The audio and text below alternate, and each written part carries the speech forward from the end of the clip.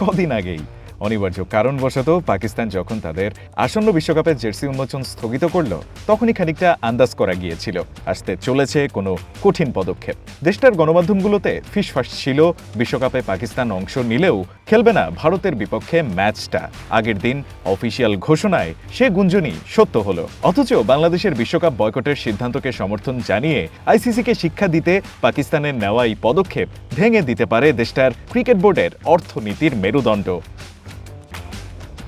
ভারতের প্রভাবশালী গণমাধ্যম এনডিটিভি তাদের একটি প্রতিবেদনে জানিয়েছে, বিশ্বকাপে ভারত পাকিস্তান টি-20 ম্যাচের মূল্য অন্তত $500 মিলিয়ন, বাংলাদেশি মুদ্রায় যা ৬,০০০ কোটি টাকার বেশি। তাই এই সিদ্ধান্তে অটল থাকতে আইসিসির শাস্তি তো বটেই, পাকিস্তান পড়তে পারে বড় ধরনের আর্থিক ঝুঁকিতে। প্রশ্ন উঠতেই পারে, সব মিলিয়ে কতটা ক্ষতির মুখে পড়তে পারে পাকিস্তান? তাৎক্ষণিক রাজস্ব ক্ষতির হিসাব দিয়েই শুরু করা যাক। এনডিটিভির প্রতিবেদন বলছে, ভারত পাকিস্তান ম্যাচ বাতিল হলে দুই দেশই প্রত্যক্ষ ও পরোক্ষভাবে রাজস্ব হারাতে পারে প্রায় ২০০ কোটি রুপি করে। শুধু তাই নয়, টুর্নামেন্টের ব্রডকাস্টাররা আইসিসির কাছে চাইতে পারে ছাড় কিংবা রিব্যাট। তাছাড়া যেহেতু বিশ্বকাপের প্রতিটি ম্যাচের আনুমানিক মূল্য ধরা হয় ১৪০ কোটি রুপি, তাই কোনো ম্যাচ বাতিল হলে সেই আর্থিক ধাক্কা সামলাতে হয় আইসিসিকেই।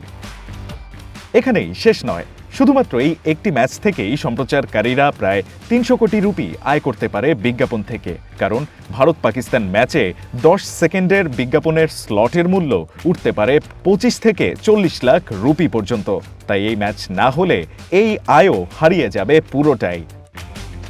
এবার আসা যাক আইসিসির তহবিল এবং আইনি ঝামেলার বিষয়ে। এমনিতেই আইসিসির মোট আয়ের ৫.৭৫% পায় পাকিস্তান ক্রিকেট বোর্ড, যা বছরে প্রায় $৩৫ মিলিয়ন।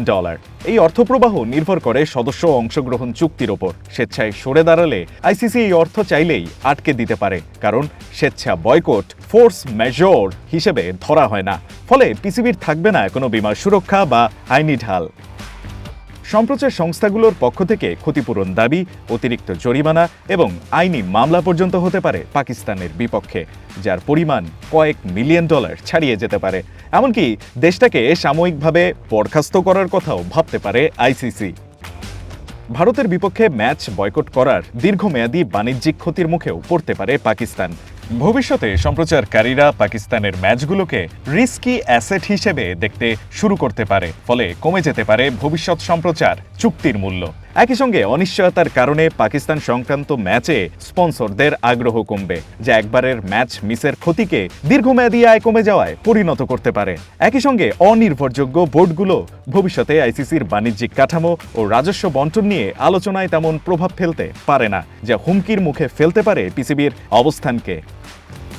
বাংলাদেশের সঙ্গে ঐতিহাসিক বৈরী সম্পর্কের পরেও পাকিস্তানের এত ঝুঁকিকে দেশটির ন্যায়ের পক্ষে অবস্থান হিসেবে বিবেচনা করা হচ্ছে। ব্যাক চ্যানেল ডিপ্লোম্যাসি করে এরই মধ্যে চলছে পাকিস্তানকে ভারতের বিপক্ষে খেলতে রাজি করার কাজ।